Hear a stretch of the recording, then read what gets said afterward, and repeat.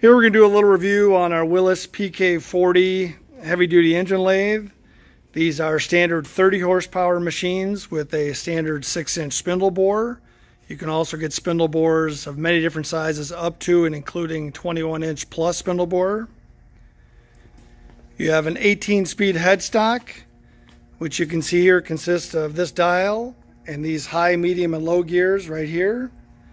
You have RPM ranges on this spindle bore from 7 to 700. You also have a fully universal inch and metric gearbox for threading and feeding. You have up to 60 different inch threads and metric threads and a wide range of feed rates. Machines have a very heavy tailstock, as you might imagine, with multiple locks, including this lever right here, including 2 tie-down bolts there, and also a lock for the spindle races right there. Also a 2-speed tailstock for drilling big holes.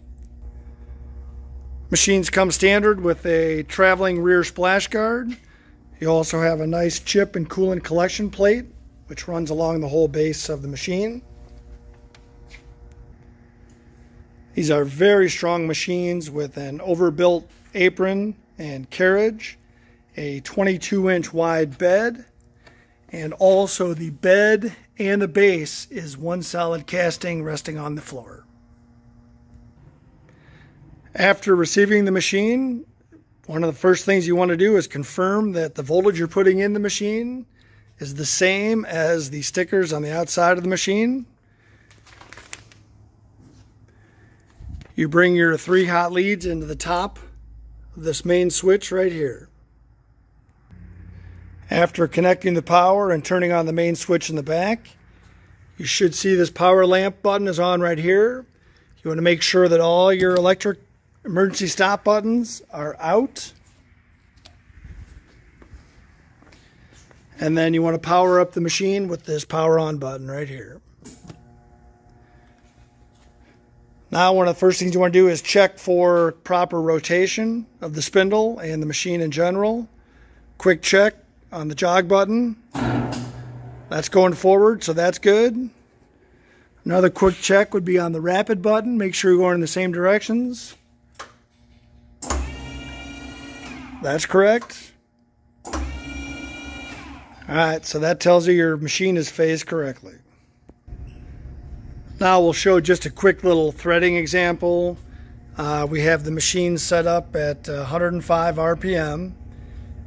You can see the high, medium, low is right on the medium position. So up here, medium position is going to be running at 105 RPM. If you had it at high, you'd be running at 540 and low at 22. Now we're at 105. We got it set up for 11 threads per inch, I believe, which is BDE 5 an inch. So you get all your levers set up in the correct positions. BDE, inch feed rate. Have that wheel at number 5, and now you're in the threading lever, and you should be good. Want to turn the spindle on.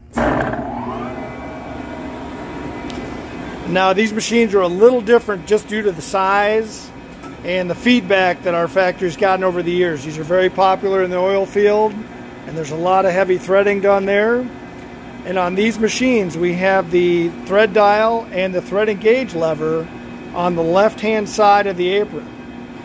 This way, the operator can see the lineup of the tool, lines up very nicely with the thread dial and the threading lever, versus on most lathes, trying to do it from this side and then seeing where the tool is very difficult. So this one, it's all in line. We have it set up. When you're ready, you engage this lever, and now you're threaded.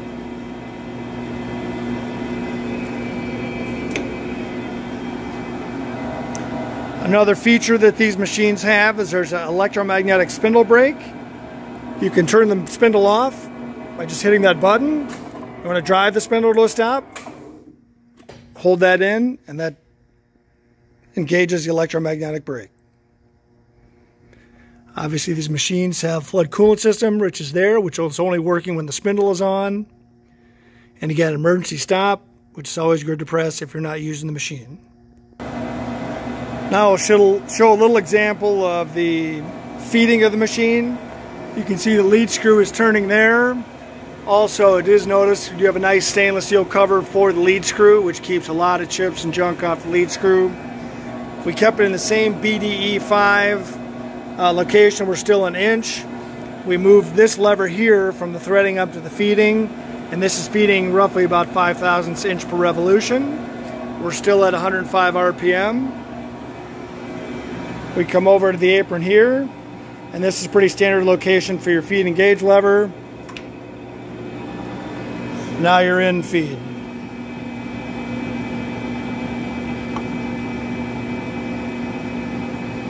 And you can take it out by hitting this up, or you also have some dogs. There are a couple of these on the bottom of the bed, which work in conjunction with this limit switch, which will also kick the machine out of power feed. A very nice feature of these machines, they do have a 6-way power feed. That's the carriage, the cross slide, and the compound slide. We're still in that same power feed. You can see that's going to be running longitudinally. If you want to run the cross feed, now your cross feed is feeding. If you want to run the compound, now you can see your compound is feeding. And in similar fashion, you have the same controls that are on the apron here, which can be very convenient for the operator. Again, the stop, and that also has the electromagnetic stop. Stops it right now. Here we show the rapid working for the entire carriage.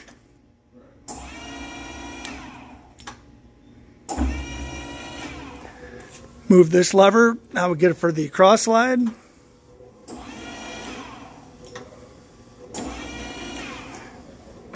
And move it down here for the top slide, or compound slide.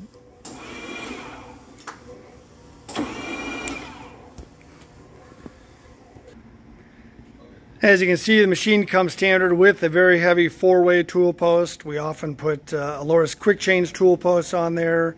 We have multiple steady rests available, taper attachments, multiple 3, 4, 6 jaw chucks, hydraulic copy systems, semi-automatic turning and threading cycles. As I said, larger spindle bores. This chuck guard here is standard.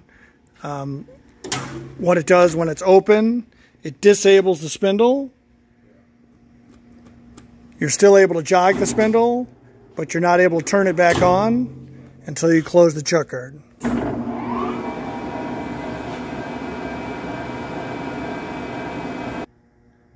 Thanks again for your interest in the Willis PK Lathes. We hope to hear from you soon.